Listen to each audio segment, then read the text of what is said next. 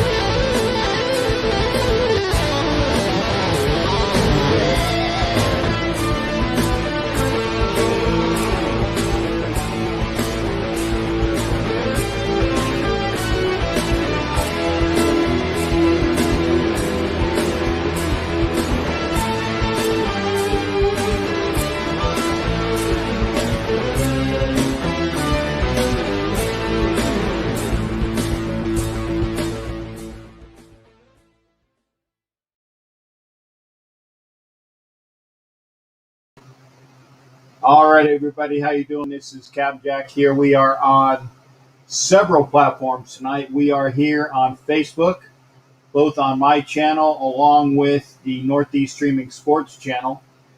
We are here on YouTube on my channel and the Northeast Streaming Sports channel. We are here on Zodiac TV, I think, because I know that New York Philly sports guy Pags was on with the show.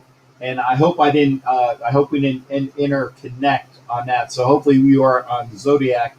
We're here on Twitch. We're here on Twitter. We are here on Instagram over there on my little my tablet over there. So we're pushing on Instagram. Remember, if you are on Instagram, please head on over to YouTube. If you are watching me do a show, you can actually be in the show on YouTube. Remember, YouTube, Twitch, Twitter. We're pretty much everywhere between what I'm doing and what Northeast Streaming Sports is doing. And again, welcome to the show.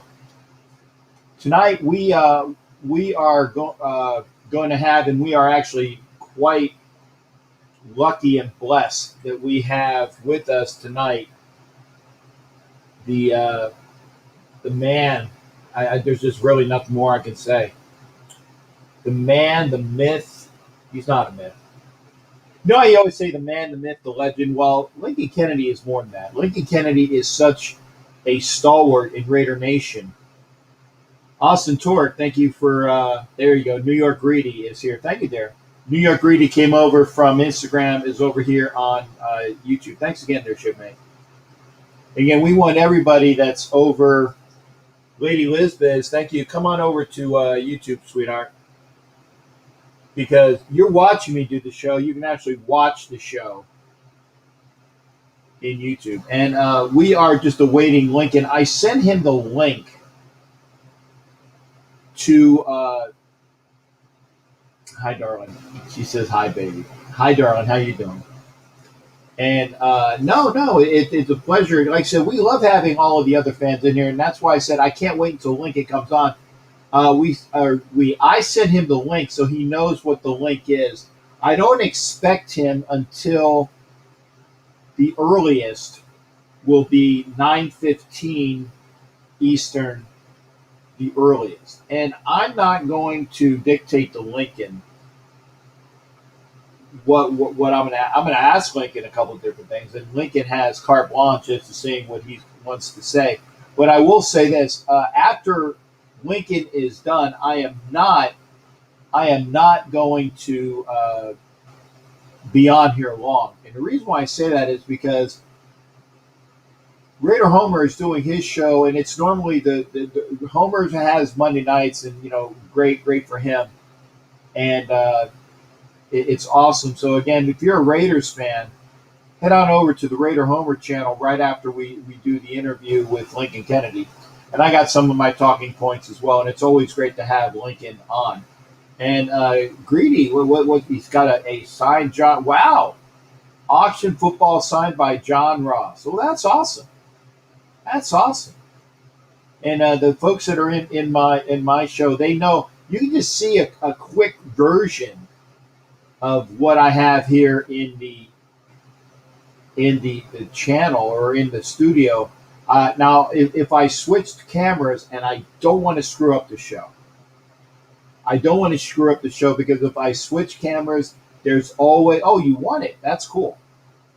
There's always a possibility of when you switch cameras here, then you lose production or you lose something, and I'm not going to chance it right before a show. But congratulations on that.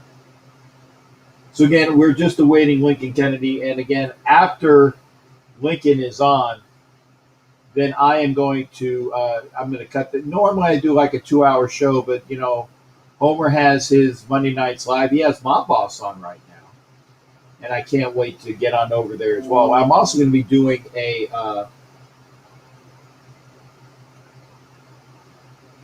an interview on another channel that's also tonight, and they are talking about the recently deceased, and may he rest in peace, from all that he had gone through, Mike Davis. I will be on that channel as well, so I'm going to be watching Homer.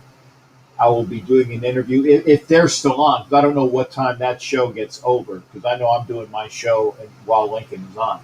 So I'll be very busy tonight, but there's Raider entertainment for sure.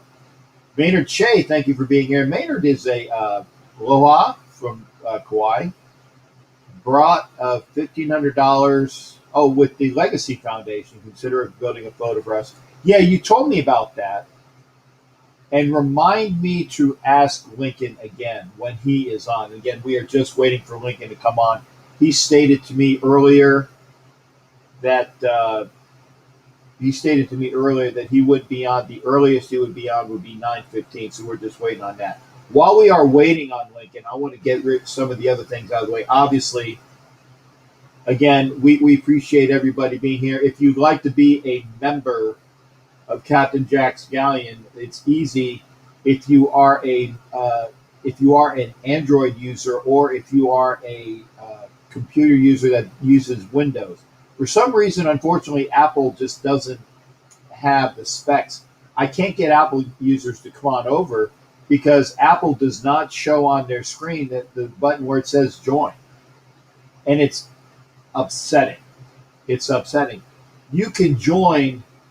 Hey, Jerry White's here, and Jerry White is actually a member as well.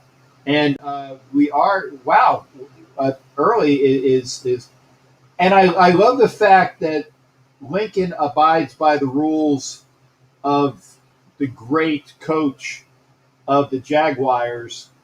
That if you're on time, you're late. Okay, Lincoln is not on time; he's early. So Lincoln is definitely there. I'm not going to put you on yet until you give me a thumbs up there, big guy, because again, wait, I can't hear you yet, so I'm going to do this. So again, I can't wait to have Mr. Lincoln Kennedy join us on this broadcast. And Lincoln, it is great to see you. I'm going to take all of that other rigmarole on because it's great stuff that I'm advertising for the Bocadilla universe, but I don't want to take away from you being here, so I got to take it off for you. Lincoln Kennedy is here, joined it, and chilling at his house in the big chair. I'm guessing. I've got a big chair in every room because it's a big house, and I like to be comfortable. Well, who doesn't want to be comfortable? I mean, if you're in your room, you got to be comfortable. Now, what is that? What is that jersey behind you that I see in '79? Oh, that's Mo. I thought I was going to say. Yeah. And may Mo rest in peace as well. The great Gator, and again a friend of mine through Gator Spirit. Love Mo Collins, and again one of your shipmates and teammates there. And me being a Gator, Mo definitely had a place in my heart as well. And we've lost way too many Raiders recently. And I was just saying that even after this show, I'm going to be doing a stint over with the Joe Madden, who's talking about the recent loss of Mike Davis.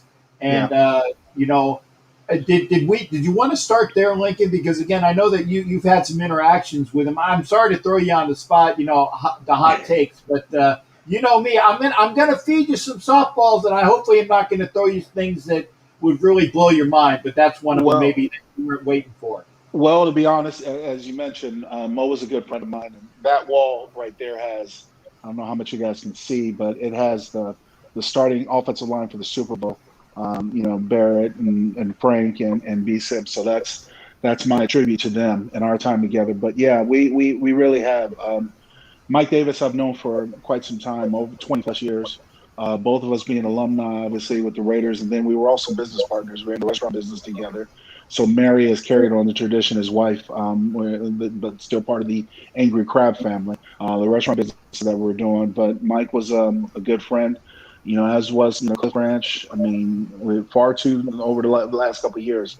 I've lost some good friends, some good people, and so it has been, it's been motivating for me to take care of myself because I've got 3 young ones I need to live for and make sure they're taken care of. But at the same time, I never lose sight of the dear friends that I've lost. Yeah, and again, if you're just joining us, the really good-looking guy in this photo is Lincoln Kennedy, because I'm just the old dude that looks like that he should be out scavenging for on the corner. Not that there's anything wrong with that, because there's actually people that make a living out of that. Yeah. But again, Lincoln Kennedy is here with us, and again, Lincoln, from the bottom of my heart, sir, I appreciate you being here for this broadcast. It's great that I can actually call you a friend of mine.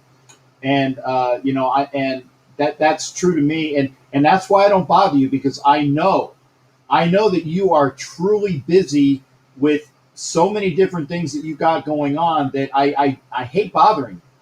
I hate bothering you. You never bother me, Cap. It's not. I can either do it or I can't. I've always told you, when you ask me for something, I can either do it or I can't. If I'm going to do it, I'm a man of my word. I try to be, so I'm going to do it. If I can, I'll tell you that I can't. Yes, sir. And I enjoy. Like I said, my word is my bond as well. And if I can't do it, I will give you an express reason and a good reason why, and I'll still go and endeavor to make it up to you. So, Lincoln, I'm gonna obviously everybody's peppering you about the draft, but I'm gonna pepper you in a little bit of stages here. Okay. Okay. Before we go into the draft, let's go into the big transition that the Raiders have had in the offseason. And I actually had some notes for the people that I do my shows with on Northeast Streaming Sports. I said it's getting rid of dead weight and adding to the equation. Obviously, and again, I hate using the term dead weight, but in respect of what the Raiders did, this was dead weight. They released LaMarcus Joyner. They released Terrell Williams.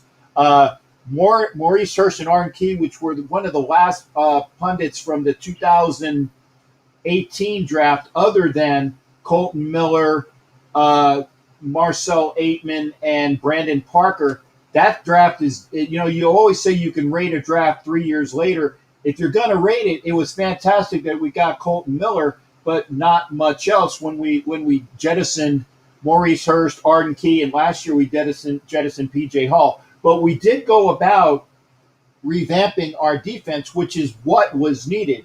When we signed the best edge rusher in Yannick Ngakoue, and we solidified with some defensive tackles with Solomon Thomas, Quentin Jefferson, re-signing David Irving, re-signing Jonathan Hankins, who I've loved on this team. The fact that he's an older dude, but he always pulls his weight. In fact, he's a force in the middle.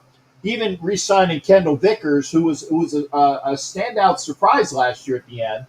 Again, re-signing Nick Morrow, getting Carl Joseph back, which was wonderful, and Rasul Douglas, who was one of the starting cornerbacks for the Panthers, re-signing Nevin Lawson, re-signing Dallin Levitt, and having Tanner Muse coming back, hopefully healthy, so he can be that hybrid. So even before we went into the draft, we addressed the things that we needed. When Mike Mayock said on the draft show, he said, we had a very good team on offense, but we lost games because of the defense. And because of that, and I'm not even going into what the offensive folks that we signed in the offseason, we'll do that after we get your words of wisdom. How did you like the fact that we addressed the elephant in the room was the fact that the Raiders couldn't pull out games, and they did that?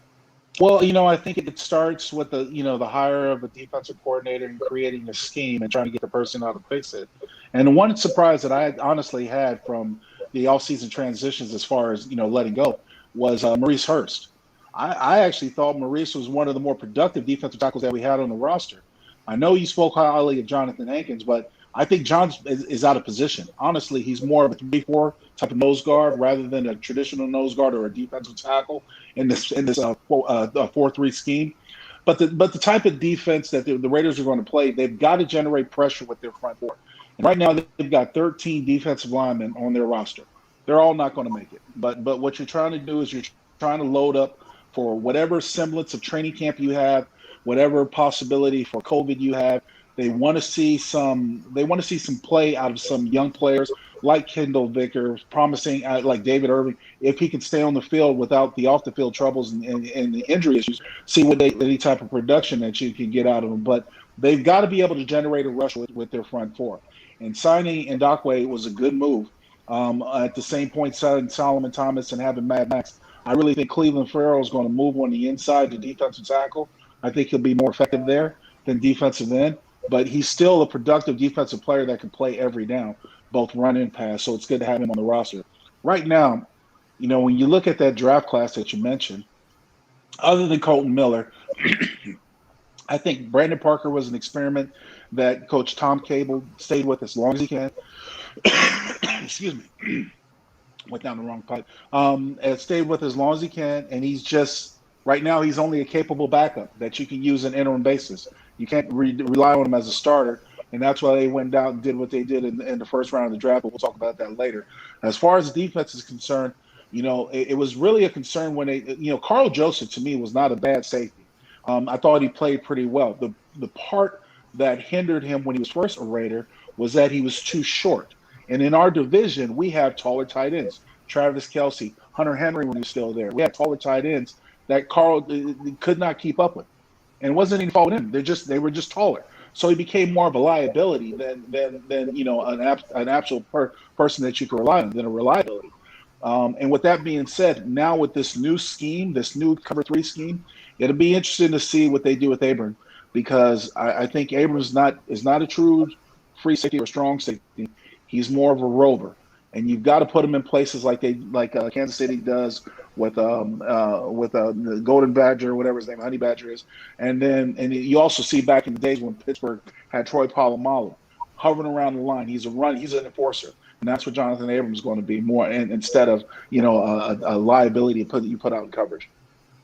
Right. And yeah, again, I think I know a little bit, but I know I'm going to defer to Lincoln when he says, well, Captain, I think you said this, but I think that I'm with you on there, Founder. It's like, I'm going to do the old, we are not worthy. Because again, Stop. that's why we have you on the show, because again, you got the insider scoop on things that I look at it as a knowledgeable football fan, but I'm not a scheme master, because you are a player that knows your job. And I'm actually going to, before we go anywhere else, I'm going to ask you a quick question that we had from Don Webb, who I'm going to be hanging out with in Canton this year.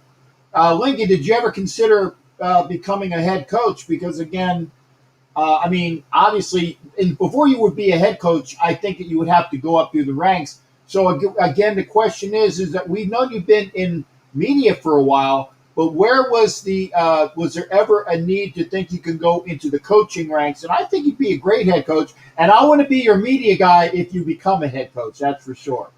So the short answer to your question is no. I never aspired to go into coaching because I don't have the patience for it. And the fact is that most coaches have to live with their bags packed because they're never in one place for long now. Things were different when I was alive with the Raiders, when you talk about the long time that Willie Brown and Fred Biletnikoff were affiliated with the groups. But it's no longer the case. And I've never wanted to live with my bags packed. So I wanted a little bit more security. My knowledge is what I assess being a student of the game over 20 plus years. And when I watch the game now, when I see what schemes that both players or coaches are doing on both sides and how they're implementing. But I've never had a desire to go into coaching. Okay. I basically said that for you without you even knowing it. I said, knowing the amount of time that you have to put in as a coach, because the players obviously put in long hours, coach put in long hours times two, and Lincoln likes the fact that now he is very studious and prepared. When you do your radio stuff, you do lots of preparation for your network as well as the Raiders, but you fly in. And if you can do that, give me that job 12 days a week, vice the 12 days a week you have to work as a coach. So I thought that's what might have been your answer. So I'm glad that you confirmed what I thought. Not that there wasn't you can be, but I know you dig being an analyst and being a commentator and being, a knowledgeable person and spreading that to the glorious masses. When you're a coach, you only have a short, finite group of people you can reach out to, whereas in your job, you can reach out to everybody. And I think that's better suited for us. Well, at least for us people that like our big hams and like to get out with the audiences as well. So there you go. Certainly, I agree with you, Cap. Okay. Now, before we get into the draft picks, is we did address offense when people were saying, well, we lost Aguilar, who was the best receiver we had on the team. Well, we went up and picked up John Brown for a better contract, and he is a great speedster that runs route. Willie Snead, I personally saw dismantle him and the other strong guy that Cooks. When I saw that game against the Saints years ago, Willie Snead and Cooks dismantled us in that game to the tune of strong catches. And I've seen Willie Snead do it as well, being that I'm here in fake Pirate land at Tampa Bay. Anytime I would see a fake Pirate game with the Saints, I saw Willie Snead do his damage. Great receiver for the Saints. And obviously, we didn't pick him up from the Saints, but we picked up two great receivers. And, of course, we addressed Kenyon Drake, and people were, doing the head scratch here. Said, why would you have a great running back when you already have one? Well, why not have two great running backs? Because I think the Browns have a great running back tandem, and they went to the playoffs last year, and that's the Cleveland Browns because they have a strong running game. So obviously, with Gruden 2.0, okay, and John is a firm believer in a strong running game, which will obviously keep your defense off the field for more time.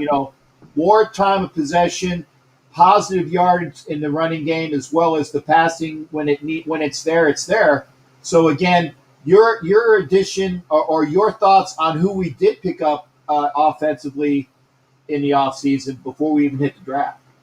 Okay, well, you addressed a lot. So let's start with the basics. I thought, Nelson Aguilar had a tremendous rebound year from his time in Philadelphia.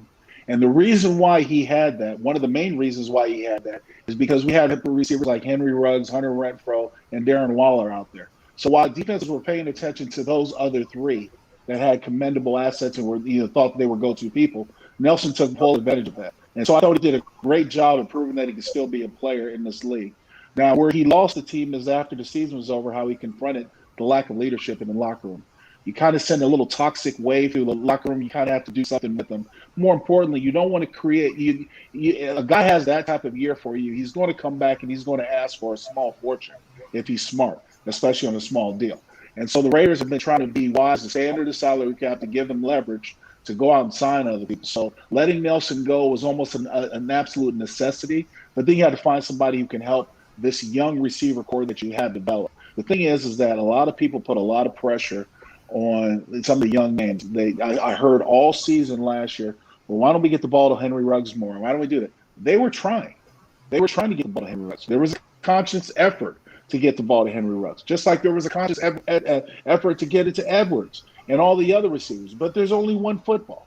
So there's only so much that you can spread around. And when the Raiders had their difficulties in the second part of the year, it was almost a sense of desperation that you felt. They were trying to make plays and trying to score as much as they possibly could, obviously because their defense wasn't in place to help them the way they wanted. So, making these additions on the receiving core is really going to help the young receivers develop, as well as give Gruden other options to go to throughout the season. And obviously with what we saw last year and the years before, depth always becomes an issue, Captain. You got to have depth at every position, or you're really slouching. Tyrell Williams did nothing for the team. He couldn't stay healthy. More importantly, he was ineffective when he was out there, so you had to move on from him. So we'll have to see how these new guys play out. But as far as the run game goes, look, I like Josh Jacobs. Don't get me wrong, but today's run game has got to be run back by committee. You mentioned the Cleveland Browns. You mentioned their running game with their two running backs. Well, you know who their offensive line coach is? Bill Callahan. Last time I checked, it was Callahan, right? Yes, exactly right. So it was Bill Callahan who always, when he was with us, the Raiders, we had multiple running backs as we had a multiple running game. This is nothing. This is going to help keep Josh Jacobs out there on the field by having a little bit of a change up, by giving him a little bit of a break. More importantly, the big thing is that you've got Kenyon Drake with his speed. He can get on the outside stretch runs. Not to say Josh can't, because Josh can run the stretch runs as well. But having the change up with the power running game is going to give this offense more options and more depth, as I said, at the position, which is very important. Okay. And folks, if you're over there on Instagram, and I'm looking right at you on Instagram, that's why I'm kind of off camera here. Come on over to YouTube. You're watching me do a show on YouTube where you can actually watch the show. Come on over to YouTube. You're missing Lincoln Kennedy, and he's a lot better looking he's a lot better looking to me to look at than just me on Instagram. So come on over to YouTube. And one other quick question before we get to the draft. And Don he's cracking on these good questions. Your mentor and your favorite lineman. My favorite lineman. Oh, man, there's quite a few. I was always a big fan of Anthony Munoz, just tremendous athlete, his ability to do. But one of my favorite ones to watch was Eric Williams, a former Cowboy, because he just had a vicious punch. I mean, he would literally shake guys when he hit them. So there's been quite a few. There's been quite a few to follow. There's been some good ones. Will Shields is a great friend of mine, Jonathan Ogden and Willie Rolfe. Those guys are from my era. But, and of course, I can't forget my guy Stephen Wisniewski. We are still close friends to this day. So there's been quite a few of them. Okay. And I do want, this one is kind of offhand, but I told him I would ask you this. Maynard Shea, who's living in Hawaii, who actually bought a legacy brick, was wondering if they were planning to build a photo wall for the diehard Raiders. I'm sure you haven't been asked that, but you are in the building, so maybe some traction there. And something I said, well, I'll ask Lincoln because he's on the show with that. For those I that don't. are, Yeah, I don't know. I don't know offhand, but I think that there was. Oh, I think I heard there was some stories of them doing something on the inside of the stadium. Now the Violator was added to the Hall of Fame. They were going to do something for the diehards. I'm not sure. I don't know the answer to that. I wish I did. But I've heard some rumblings of it. I don't know if it's got any traction or when it's going to happen. okay, what I did what I said, Maynard, I would ask him. So I did my due diligence there. Okay, and thank you for answering it. Uh, we now I got to ask. We're on to the draft, and I saw, or I should say, I listened to your interview with Raider Nation Radio immediately afterwards, and I love the fact that you put people in their place, the same way that Mike Mayock put people in their place. First off, before we get to putting people in their place, without getting into it, that would make you in trouble. What's your general impressions of Mike Mayock in the we do things our way, and the hell with you in that respect? That's the way the Raiders have always done it in the past. I've always thought that the natural hierarchy in a professional franchise should be the head coach tells the general manager what they need, and the general manager goes out and gets it to accommodate. So, for example, if you and I were working together, we're the Raiders, and I'm your general manager, and Captain, you come up to me and say, you know what, Lincoln, I need a shutdown corner because I want to play press man cover two. I go out and get you a shutdown corner at some way, whether it's the draft or something. I address the need that you've had.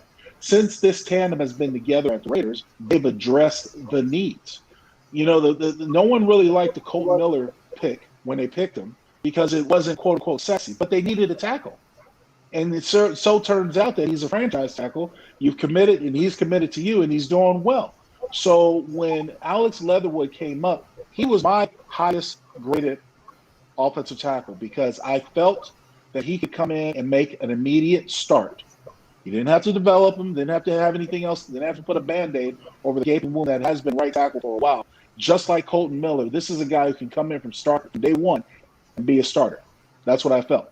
But at the same point, when I did my evaluation, I thought he was going to go to the Chargers.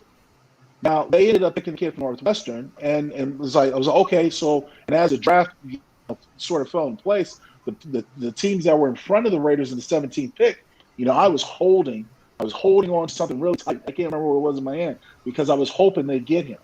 And when they got him, I was like, oh, this is great. This is outstanding because this is exactly what you need. And this is a kid, in my opinion, who loves football, who likes to throw people down on the ground, who likes to talk smack as he's doing it, and will go down the field and try to pick up other people. And what absolutely just, dumbfounded me when it came to people's assessment of him was, well, wait, you could have traded back. No, there's a lot of different philosophies when it comes to drafts. When you have somebody you want, you go after them. You don't trade back and hope that you can get them again. No, that's too much finagling. What you need to do is you need to take the guy that you want because he fills a need.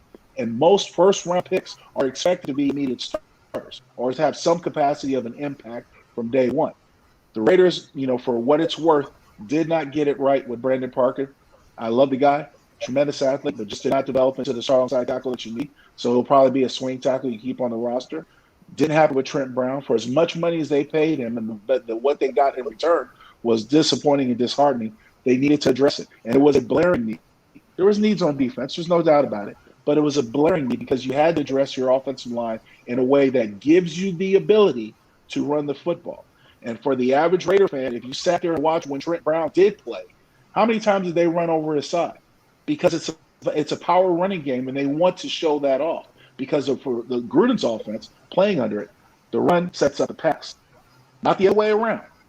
The run sets up the pass. He wants to run the ball. He wants to get in short yardage situations. And last year, the short yardage offense for the Raiders, percentage-wise, was atrocious. 3rd down and 5 or more, they were pretty good. 3rd down and 3 or less, they were pretty bad. There was a level of predictability and ineffectiveness that ran rampant throughout the Raiders season. So they needed to address the right tackle spot, and I think they've got a proven winner. There you go. And I love the fact that, because you said it as well, there's so many times when the Raiders were 3rd and short and even 4th and short, and they went for it and they didn't get it. And you've got to be able to move the sticks and keep those drives going. And even all those times when they were 3rd and goal, and they would go for it on 3rd and goal, and it's by the goal line, and they didn't get it. And then either Gruden would try for it, and then wouldn't get it, or we'd say, okay, we're going to kick the field goal, and then everybody was infuriated. Ah, man, you left points on the board, because John was, in my estimation, was not comfortable, not at least getting 3 out of it, and he was obviously, you can see the Chucky face on the side, with the, I can't do the eye bob like John does, but you can see the sneer coming in. It's like, we can't get a measly frigging yard, and we have all of these guys up front, and it's gotten progressively worse. And I tell you what, now as an offensive lineman, you look at it from left to right. We got Colton Miller. We got Richie coming back for as long as he's healthy. We got a battle, although I think they're slating James to be the starting center, but you got Nick Martin that can come in and play center. At right guard, I think that they're slating, if it's either Denzel Good or Martin or somebody else, or Simpson, who can always come in if he gets more of the system in there. And obviously Leatherwood is slated at right tackle, but you got great kids along the offensive line, and even with the pick of Morrissey, who is a dynamic center that everybody says we're going to love out of Pittsburgh, that's a lot of great guys. And to notice the name that I didn't put in there was Brandon Parker, because I don't think he's going to be on the roster pending what we've already done and what we picked up. Well, I will say this. The way I see the offensive lineman, if I'm Tom Cable, I would go with Colton Miller at left tackle. I would go Richie Incognito left guard. I know he likes Andre James, so I can see them slating him as the day one starter. That's not a problem.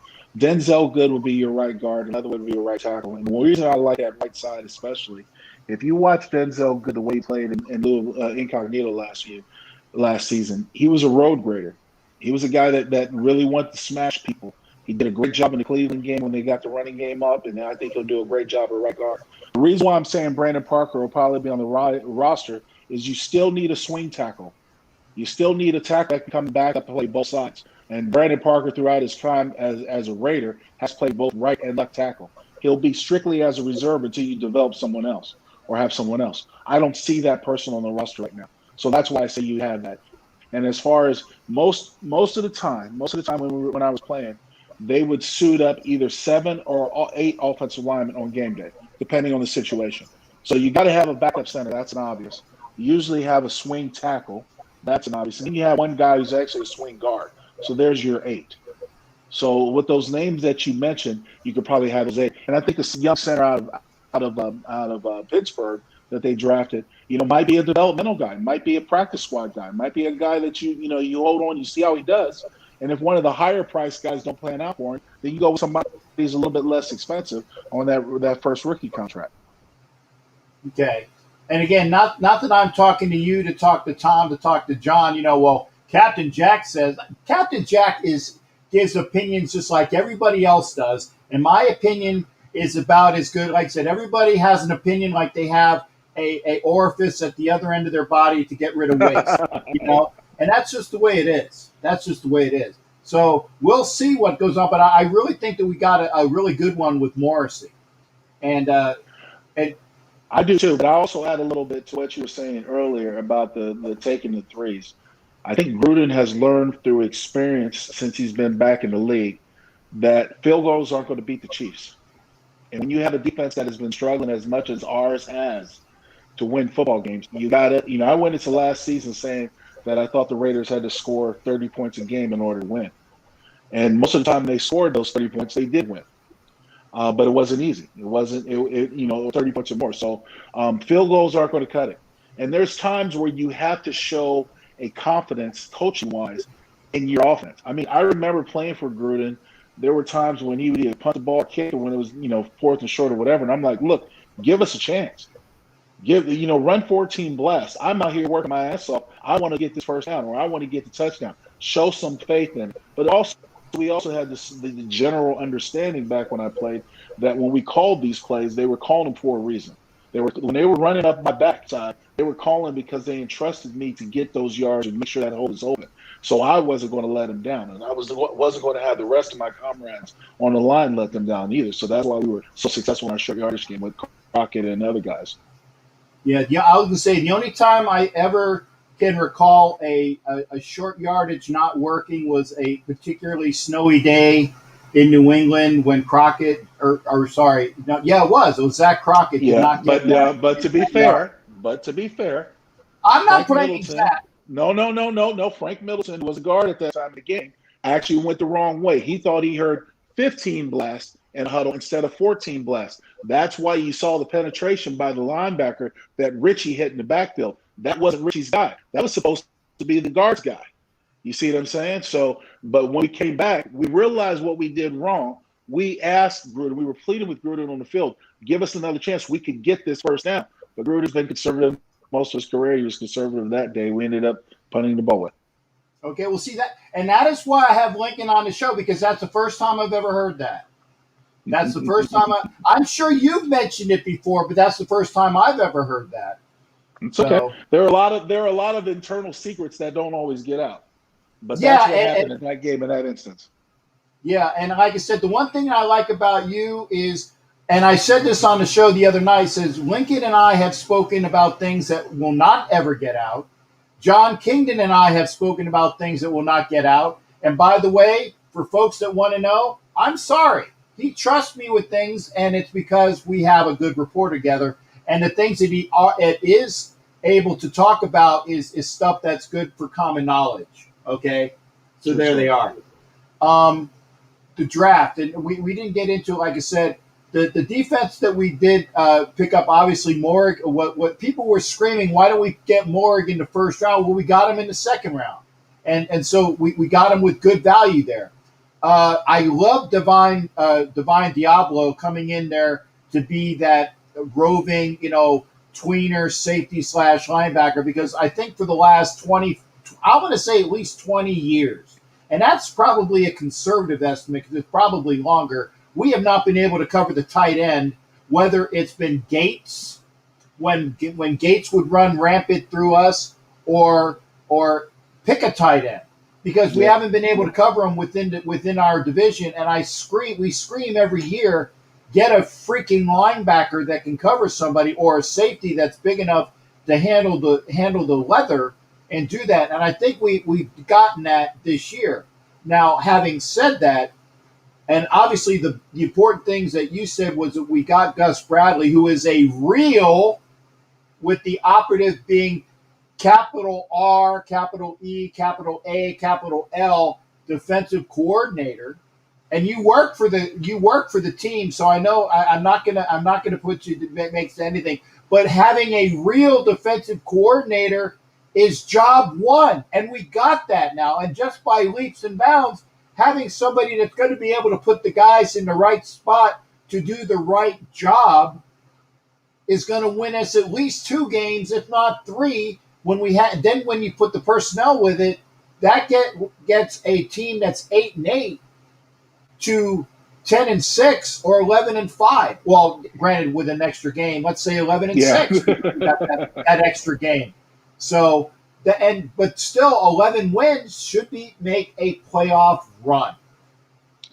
I'm of the mindset that you don't need the 85 Bears defense or the 2000 Baltimore Ravens defense in order for you to make a run at the playoffs.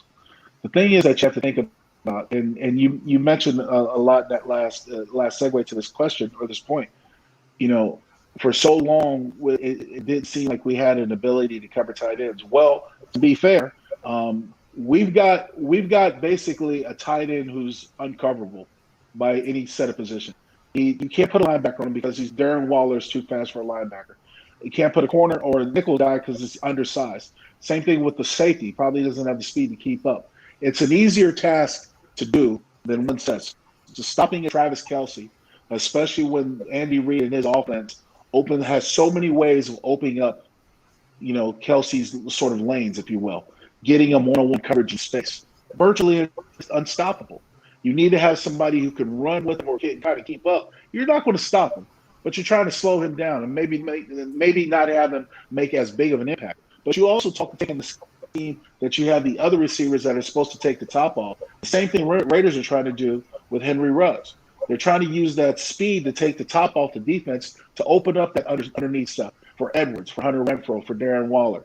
And you have Tyreek Hill out there in Kansas City, running around, and as well as the other receivers they have on that, and a very limited running game. So, it's easier said than done. But with Gus Bradley's system, if you have an ability to change up coverages or use combo coverages on the back side, that's why it is so important for you to have an ability to rush your quarterback with 4, because you're going to use the remaining 7 to do combo coverages, to maybe have to bracket a Travis Kelce with a taller safety on the top and maybe a quicker linebacker like Corey Littleton to run underneath, behind him in the trail technique.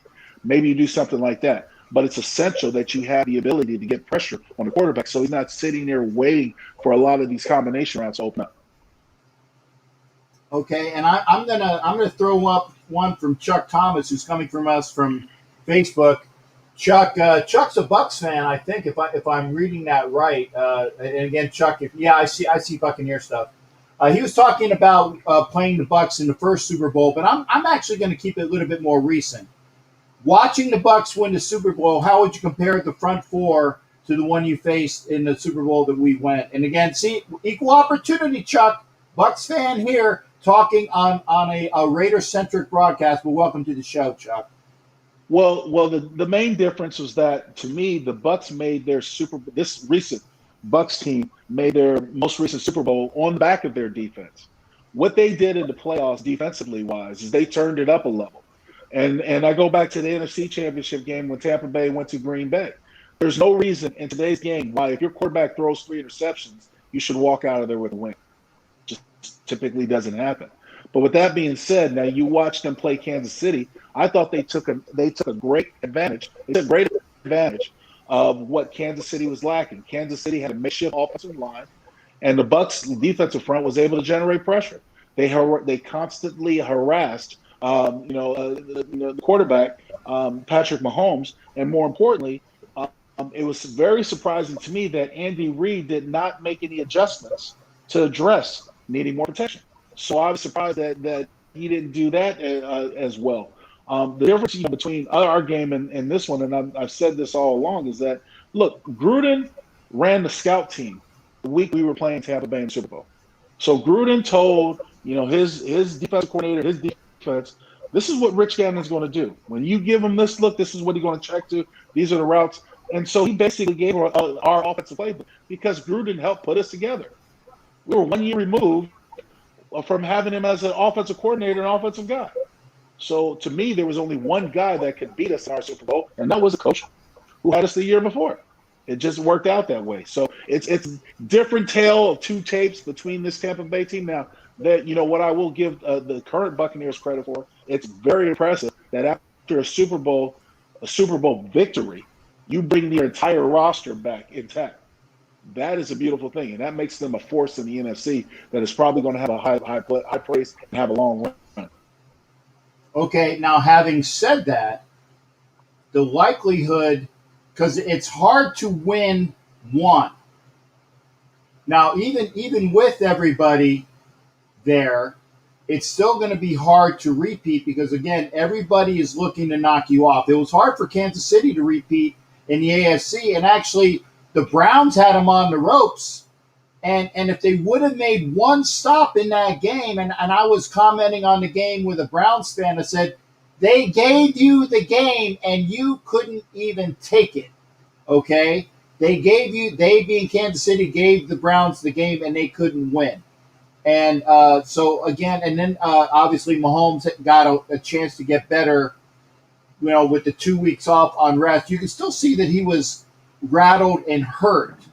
And again, not having their starting tackles because their left tackle was out and that they had the other guy move into their right tackle. So they were all discombobulated on their line. It was really like the fact that the Bucks got the Raiders without Barrett Robbins.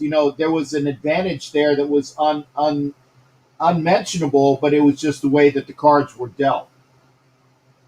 Yeah, but I still hold to the fact that Barrett not being there was not the difference in the game. The difference in the game was 4 pick sixes. Yeah. And when the defense knew the route tree, knew what we were running, knew what our checks were and what the routes were, even when we caught wind of it, I recall, Rich wanted to make some dummy calls at the line.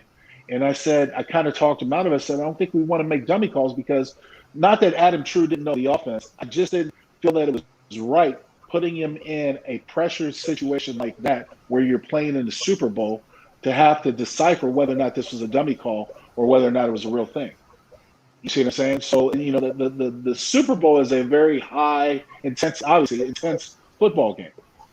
You want to treat it as business as usual, but it never works that way. You realize sooner or later that you're the only game on down. It's the biggest game in the world right now. So there's a lot of situations that come into people's minds. I knew what came into our mind. I was just surprised that they had to drop on us the way they did. We didn't have a contingency plan in case that we did. So in the second half, we started calling plays that we felt that we had to run or had the ability to run versus any type of scheme or anything they did. And we were able to try to get back into the game. But again, you look at the difference in the game, you've got 4 pick sixes. And that's the difference of the score.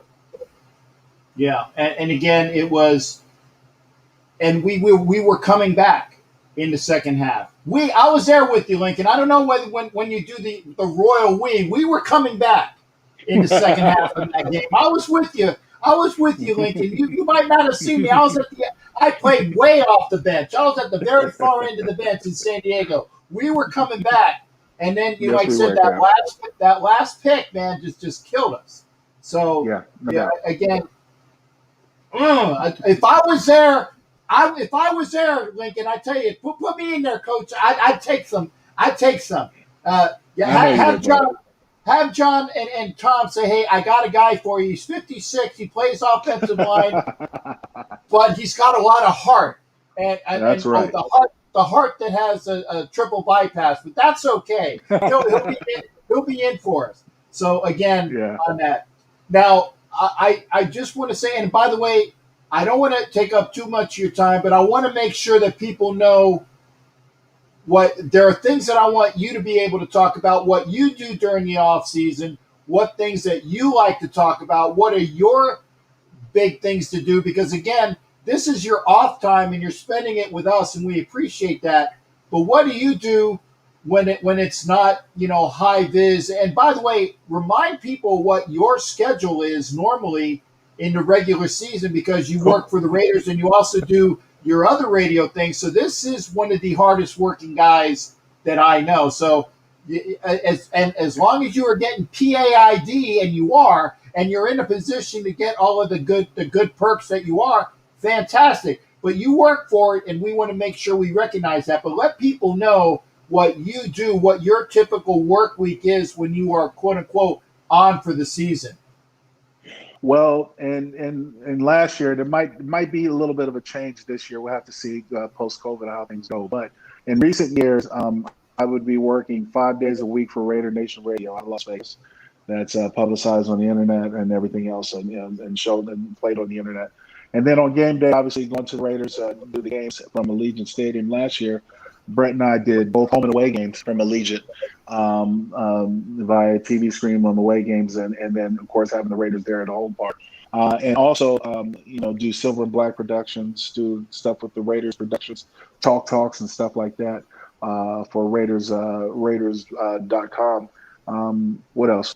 Fox Sports Radio was a big part of that. Kind of taking a little bit of a hiatus of that, kind of recount and sort of review on what I was been doing over the last couple of years, because I'm older now, so I don't have as much gas in the tank as I used to, Cap, as you already know about that. But worked hard to develop the voice I have right now, and I think that it's pretty secure. I'm happy. I'm aesthetically pleased because I enjoy working for the Raiders. I enjoy being a part of that Raider family, and I think that we've got a good thing. I'm impressed with the Henderson facility. I'm impressed with the Allegiant Stadium. I'm impressed to welcome that Las Vegas has shown our beloved team. So I'm happy to be a part of it, and looking forward to many promising years of being a part of it.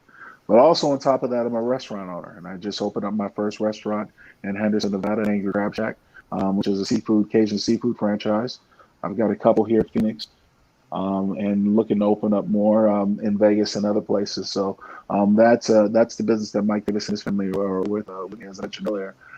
So got that, but more importantly, at this particular time of the year, I just enjoy spending with my kids. I've got three teenagers, a boy at 14, a girl at 14, and a boy at 12. They're all involved in sports. And so they all require some sort of attention from me in one way or another. So just being around the kids and trying to be the best father I can be. I had a cigar business. And the reason why I say had in past tense, I kind of put it on a little bit of a back burner because COVID has affected our supply lines. So we'll have to see how we come out of this world. What is the sense of normalcy? But yes, I'm an avid smoker. This is a cigar smoker, and my humidor is over there. It's, as you can see. So yeah, I've got cigars galore. Got to get back into that. Other than that, I mean, I think that pretty much sums it up, Cap. I don't know what else to tell you, bud. Well, first off, I want to make sure I got this with Raider Squid up. He said they got a chance to talk with you in London. You know Raider Squid with his mask on. Mm-hmm. He's definitely there. I do. And he's a sailor like me, so I got to love Raider Squid. Talking about your Morris High School days in San Diego, and again, so he's going way back with you as well there, Lincoln. And that ties into the teenagers with your kids. And obviously, being I'm taking it you're a sports dad. So you got are they into sports, or are we going to get like the second generation of Kennedys along? Playing for. Well, they certainly hope so. Yeah, they certainly hope so. They're all in sports. So my boys, they actually, I would say my sons want to emulate me, but they never saw me play. So they want to emulate their older brother, who's now in the league with the Pittsburgh Steelers. So they want to be like him. Right. And for those that don't know, for those that don't know the name of their older brother, and then Anna wants to know the name of your restaurant to make sure that she goes by and visit it when she's out in Phoenix and in Henderson too. Yes, exactly right. The name of the businesses are called Angry Crab Shacks. Angry Crab Shacks, and that's Cajun seafood. So look for it. But their older brother's name is Zach Banner. He plays right tackle for the Steelers. Right tackle. Yeah. I think it might literally to chip off the old block there. Andy wears 72, so can't beat that with a stick, man. And that was a conscious decision as well, right? That was. Though he'll claim that it was only because his number was taken up by one of his teammates, so he was kind of forced it. I said, well, it's serendipity. No matter how you look, it's just you're wearing 72. So.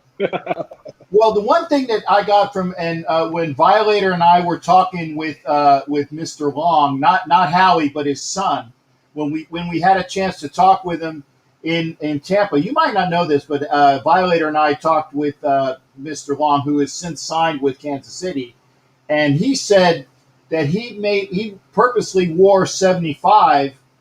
And Howie told him, he said, I wouldn't do that. But he said, no, I definitely want to make sure that I'm wearing your number. So there is a lot that goes with it. You're proud of your heritage, but it does give you a bit of a target as to who you are and why you're wearing that number. No doubt about it. The only difference between him and I is his last name. But everything else looks the same because he looks just like me. So a lot of people have, put us together, and obviously I'm proud of Zach and his success and all of his hard work. And I think he'll be a great tackle for many years to come. But I said I got three teenagers who are on their way up who want to play sports. And I've always said, I've told all my kids, you don't have to play football. You just have to do something. You're not going to sit around and wait for things to happen. So whether it was an instrument like it started out for me before I got into sports, or just straight sports, you're going to work hard. You're going to commit yourself. You never walk off. You never quit. You give it everything you got. And if you don't like it after you complete a season or complete a try at it, then you can move on to something else. That is your prerogative. But when you sign up for something, you commit yourself to something and you stand by your word. Okay. And again, sir, don't want to take up too much of your time. Other than the Raiders, because, again, you work for the Raiders, so they are out of this equation. Okay? The teams that you think are going to make the biggest noise in the conference this year? And as an offset, what are your personal feelings about that 17th game? Okay, so the answer to the last question first. Look, I think we're heading to a point where you're going to have 18 regular season games because the NFL likes even numbers, more even numbers, 2 preseason, and then you have the additional playoff game. I think that's just where you're going because preseason is sort of if the new CBA comes out, the players get their way, off-season workouts and everything else is going to change. It's no longer going to be the standard where you got people practicing. They're going to try to go right into the season as much as possible. And if you look at the routine over the last couple of years, Captain, you'll notice that a lot of teams have rested their starters throughout the preseason or not played their starters throughout the preseason and use that first month of the year to get them in football shape. Use that first month, the September month, to get them in football shape. That's now turned into their training camp, full speed training camp, basically practices, or games against other teams. But the only problem is that if you start off on a hole, you got a bigger hole to climb out of.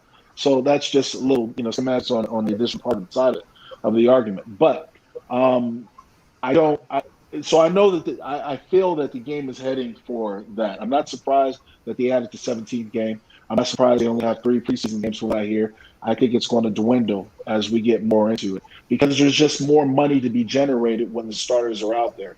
And now with this new TV contract, and most of it is streaming, the people involved in the streaming networks from Amazon and all those other ones to show games, they don't want to have people you're not going to recognize. They don't want to have, backups or has-beens on their games. They want the starters. They want the marquee players playing these games because you want people to stream them, must-watch TV. And NFL football is a product that's going to sell no matter where you put it. People are going to watch it. People want to get into it. So that's that. But as far as where we're going or how we're going to do this and looking at this upcoming season, until someone shows me different, you've got to find a way to neutralize Kansas City. The Chiefs are high end in the AFC.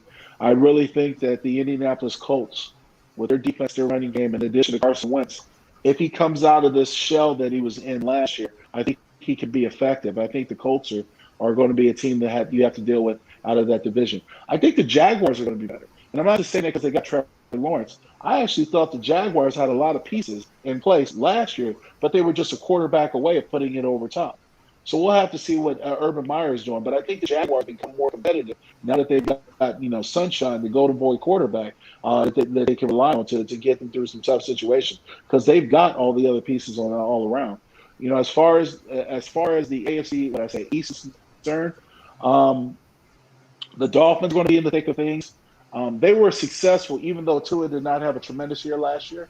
I think they try to find a way to refine him. When I watched Tua when he played the Raiders, the biggest gripe that I had against him is that he had people open. He was afraid to pull the trigger, and he was a little reluctant. So that's why they brought in Fitzpatrick. And, of course, with luck being as well, he had the success he had against the Raiders. But it was the same things were open for Tua that were for Fitzpatrick. He just never pulled the trigger. Buffalo's still going to be good. I think Buffalo's in it. New England is going to get better. You're not going to keep New England down for a while. The fact that they were as dangerous as they were last year and they had so many players opt out lead me to believe that it's not so much the players all the time, it's the scheme that works. And their scheme has worked for them, so they'll find a way to get it right. I think they're going to be viable. You still don't know what you're going to get out of Tennessee. I think Houston is a disaster. But, when we stick with our division, in all honesty, Cap, what I'm mostly concerned about is that the Raiders have got to start winning now. Matter of fact, they got to start winning yesterday. And the reason why they got to start winning yesterday is because of a number of factors. Kansas City and Patrick Mahomes isn't going anywhere. All right? Los Angeles Chargers, with their new quarterback, Justin Herbert, are going to figure things out. Now, one of the things that worked against them last year is that they were poor clock managers, the game managers. That has anything to do with the players, poor game managers. You see what I'm saying? So that's a big thing. And you got to figure that the Broncos are going to figure out their quarterback quandary somewhere or another. So this division, in my opinion, is going to be one of those old black and blue divisions. One of those NFC North or NFC East divisions back in the days where people just beat up on each other, where your playoff team, you were winning the conference by having like 10 wins.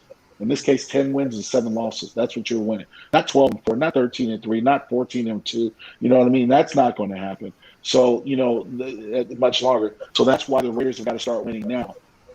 Because they're going to face a very big uphill battle. And the reason why they made so many decisions they did this year is because when Josh Jacobs comes up, when you have to figure out what you're going to do with Derek Carr, you have to figure out what a lot of those first-round draft choices that you made, all at one time. You got to figure out player, let them go. That's why you got to win now. Got it. And again, one last thing, sir. Where can we see you before the season if we want to see you, or you want to be made available? Shall we? I know you like to be on the low, but if we're going to see you out there, where would we see Lincoln Kennedy before the season starts? You know me, Captain. I will only make myself seen when I want to be seen. And to answer your question right now, I don't want to be seen. and that's why I appreciate you being here, and everybody else appreciates you being here, and that's why I'm going to shut up, because again, I want you to have your off-season time to you, and I definitely thank you. Look for a text message shortly after the show, because I'm gonna cut the show because I don't want to get in on Raider Homers. This is Raider Homers night, and I'm not going to take that away from him. But and it's like I said, no, Lincoln said on this night, and I was saying yes sir, this night at this time, yes sir, I will be here. So, and we all appreciate you being here. And thank you, Lincoln. And again, I'll text you shortly after the show. And thank you again, sir. It's always my pleasure. And whoever gets to see this, it's their pleasure having you on. I didn't get a chance to put up all of the different things, but obviously a lot of love to you for all that you've done. And it's genuine, as you know, coming from us to you. Well, you know how I feel about the nation, Captain. So one love, one people, one nation, Raider Nation. Yes, sir. And again, folks, the great Lincoln Kennedy, and thank you for gracing us in your big chair. One in every room. One in every Absolutely. room. One of these days, I'll have a big chair in every room. But if you're ever over here, I got to show you the studio, because you will be like the studio, and your picture is hanging right over there. One of the ones that are autographed. I'm not sure where I picked it up, but it is an autographed Lincoln Kennedy picture, and it's right above the door leading out to the lanai. So you are represented here in my room. If I would switch cameras, I would be able to go around, but I'll do it on another time when we can do it. Then you can enjoy it. But again, obviously, you're always welcome here in the Captain Jack Galleon Studios, sir. Thanks, Cap. I'll see you soon, brother. Yes, sir. Folks, that's Lincoln Kennedy, and he is gone. And I thank you for being here. If you missed the interview, make sure you come back and watch it. If you're on Instagram, thank you for being here on Instagram. Go to YouTube and check out the show there. If you're coming in late, man, you missed it. So again, thank you everybody for being here. This is the end of the broadcast. Make sure you head on over to Raider Homer right now for Monday Night Live. He's going to have lots of good things on Monday Night Live on the Raider Homer channel. And thanks again to Lincoln Kennedy for being here. For everybody out here, I'm going to be going down. I'm doing my outro, and we'll see you on the next show Thursday. You don't know jack about sports. Thursday night here on the channel. And then remember, next Tuesday, we'll have another episode of the Captain and Wenches Show. I want you ladies to come in here. That's your show, so you got to come in and take it over, or those guys will take it from you. And I don't want that. I want the ladies in here to do on your show. Thanks again, folks. We'll see you for the next time. Remember, Thursday, you don't know jack about sports. Sunday, my regular Ask Captain Jack show. And then next Tuesday, the following Tuesday, not tomorrow, the following Tuesday, another episode of Captain and Wenches.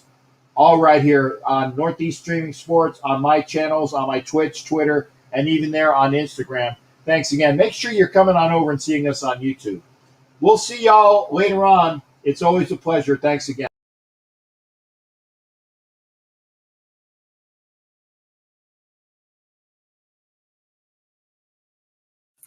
You're listening to the Captain Jack Sports Show on Northeast Streaming Sports.